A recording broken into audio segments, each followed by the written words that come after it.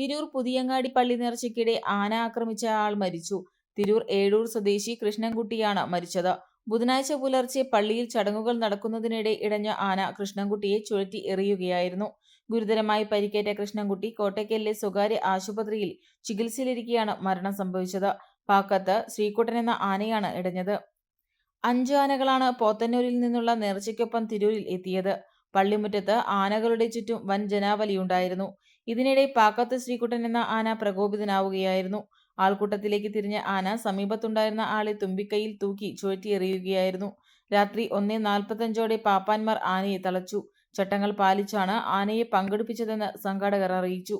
സംഭവത്തിന് പിന്നാലെ കലക്ടർ ഇടപെട്ട് ബാക്കി ചടങ്ങുകളിൽ ആനകളെ എഴുന്നള്ളിക്കുന്നത് വിലക്കി.